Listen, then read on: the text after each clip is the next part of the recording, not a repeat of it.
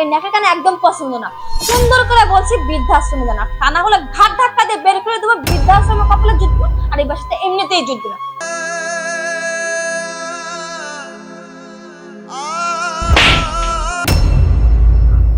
কি ব্যাপার?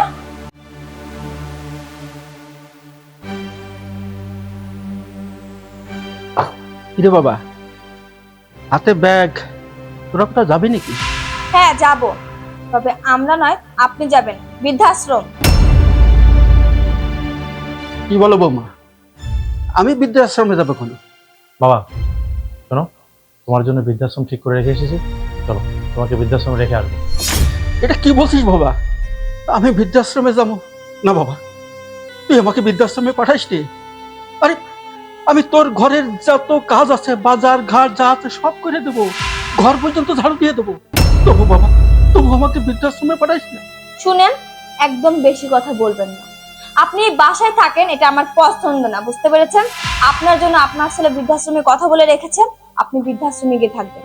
বাবা শোনো, এমনি তুমি বাড়িতে বসে থাকো, কোনো কাজকর্ম করো না, আমাদের সমস্যা হয়। তুমি বসে বসে শুধু খাচ্ছ, এই খাওয়াটা বৃদ্ধাশ্রমে গিয়ে খাও না। এই যে বাড়িতে বসে থাকো, সারা রাত জেগে থাকো, পান খাও, তোমার যখন ওষুধ খেতে হয় তুমি তোমার বৌমাকে ডাকো, তোমার বৌমার সমস্যা হয়। আমি অফিস থেকে আসার পরে তোমার বৌমা আমাকে বলে, তখন আমার খারাপ লাগে, আমি অশান্তিটা নিতে পারছি না। তুমি যাও, যাও বৃদ্ধাশ্রমে যাও, তোমাকে বৃদ্ধাশ্রমে রেখে আসবো, চলো। না বাবা না, আমাকে বৃদ্ধাশ্রমে পাঠাইস না।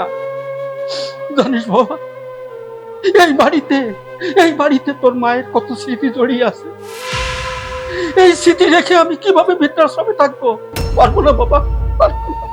আপনার না নেকা কান্না বন্ধ করেন, আপনি নেকা কান্না একদম পছন্দ না। সুন্দর করে বলছি বৃদ্ধাশ্রমে জানা, কানাগুলো ঘাট ধাক্কা দিয়ে বের করে দেবো, বৃদ্ধাশ্রমে কপালে জুটবো, আর এই বাসাতে এমনিতেই জুটবে না। সারা জীবন রাস্তায় ভিক্ষা করে খেতে হবে। চলো বাবা।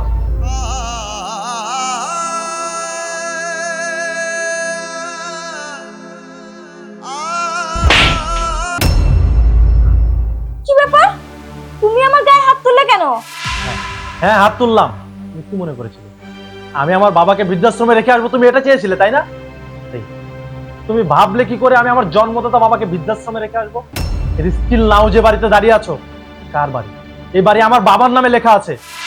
আমার বাবার নামে লেখা আছে, সেই বাড়ি থেকে তুমি আমার বাবাকে বের করে দিতে চাচ্ছ, বৃদ্ধাশ্রমে রেখে আসতে চাচ্ছ।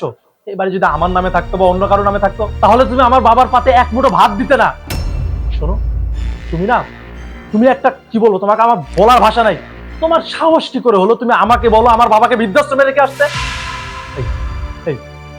তুমি আমার বউ, এটা আমার ভাবতে ঘেন্না হচ্ছে। যে বউ তার শ্বশুরকে বাড়ি থেকে বের করে দিতে চায়, সে আমার বউ হতে পারে না, বুঝতে পেরেছো? এই মানুষটা যদি তোমার বাবা হতো, তখন কি তুমি পারতে তাকে বাসা থেকে বের করে দিতে, বৃদ্ধাশ্রমে রেখে আসতে? তোমার নিজের বাবা বাবা, আর অন্যের বাবা কেউ না। না শোনো, যে বউ এমন করতে পারে সে আমার বউ হতে পারে না। তুমি এক্ষুনি আমার বাসা থেকে বের হয়ে যাও, আমার হাত ওঠার আগে যাও বলছি। তুমি আমাকে মাফ করে দাও, আমি ভুল করেছি, তুমি আমাকে বাসা থেকে বের করে দিও না প্লিজ, তুমি আমাকে মাফ করে দাও। ভুল তুমি আমার কাছে করোনি, বাবার কাছে করেছো। বাবার কাছে মাপ চাও।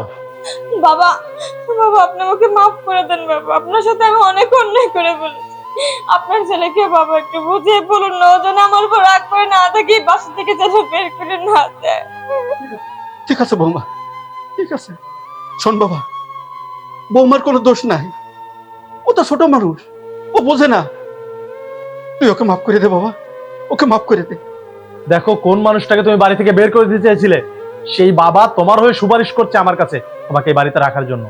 শোনো, তোমাকে আমি শেষবারের মতো মাফ করে দিলাম।